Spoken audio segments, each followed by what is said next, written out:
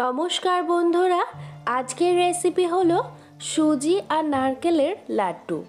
চলুন তাহলে শুরু করি।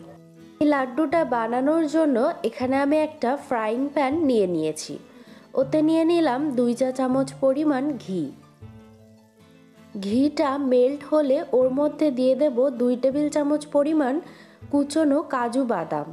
এখন কাজু বাদামটাকে কয়েক সেকেন্ডের জন্য একটু নাড়াচাড়া করে ওর মধ্যে অ্যাড করে দেব 2 টেবিল চামচ পরিমাণ কিশমিশ কুচি।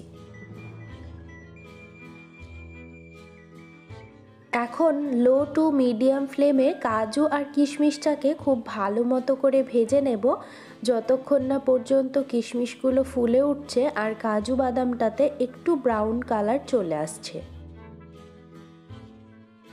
কাজু আর কিশমিশটা ভাজা হয়ে গেছে, এখন তুলে নিয়ে সাইডে সরিয়ে রাখবো। এবার ওই প্যানেই 1 চা চামচ পরিমাণ ঘি অ্যাড করেছি আর এবারে দিয়ে দিলাম 1 কাপ পরিমাণ সুজি। এখন সুজিটাকে মিডিয়াম ফ্লেমে অনবরত নাড়াচাড়া করে ড্রাই রোস্ট করে নেব, যতক্ষণ না পর্যন্ত সুজিটার কালারটা চেঞ্জ হয়ে আসছে।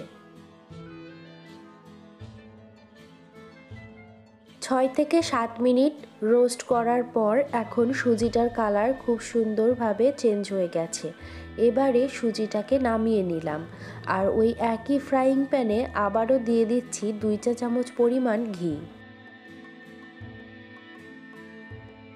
ঘিটা মেল্ট হলে এবার ওর মধ্যে দিয়ে দিলাম 1 কাপ পরিমাণ ফ্রেশ গ্রেট করা নারকেল। এখন নারকেলটাকেও খুব ভালো মতো করে মিডিয়াম ফ্লেমে ভেজে নেব, যতক্ষণ না পর্যন্ত এই নারকেলের ময়েশ্চারটা একদম ড্রাই হয়ে যাচ্ছে। দেখে হয়তো বুঝতেই পারছেন নারকেলের ময়েশ্চারটা একদম চলে গেছে আর কালারটাও কিন্তু একটু ব্রাউনিশ হয়ে গেছে। এখন এর মধ্যে দিয়ে দিলাম ড্রাই রোস্ট করা সুজি আর ভেজে রাখা কাজু আর কিশমিশগুলো। আবারও এখানে অ্যাড করে দিচ্ছি 1 চা চামচ পরিমাণ ঘি। এখন সব কিছুকে খুব ভালো করে একবার মিশিয়ে নেব।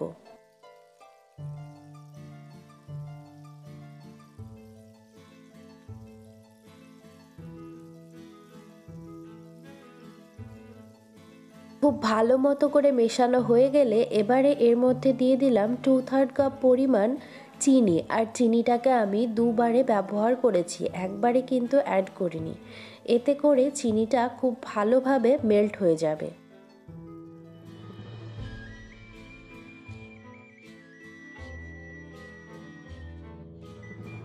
চিনিটা খুব ভালো মতোভাবে মেল্ট হয়ে গেলে এখন এর মধ্যে দিয়ে দেব 1/2 কাপ পরিমাণ দুধ।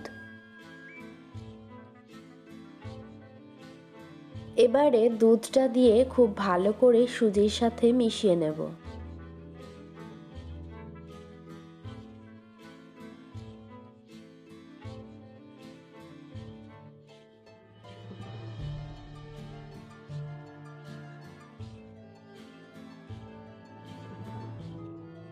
তো লাড্ডু বানানোর জন্য সুজির পাকটা কিন্তু রেডি হয়ে গেছে।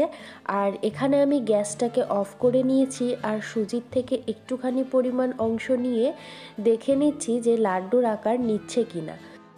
এখানে লাড্ডুর আকারটা কিন্তু নিচ্ছে, তাই এখন সুজির পুরটাকে আমরা নামিয়ে নিলাম আর গরম থাকতে থাকতেই কিন্তু সুজির লাড্ডুগুলোকে বানিয়ে নিতে হবে।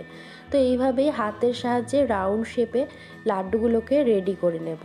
তাহলেই আজকের রেসিপি রেডি হয়ে যাবে কোকোনাট সেমেলিনা লাড্ডু। কেমন লাগলো রেসিপিটা অবশ্যই কিন্তু কমেন্ট করে জানাতে ভুলবেন না। Thanks for watching.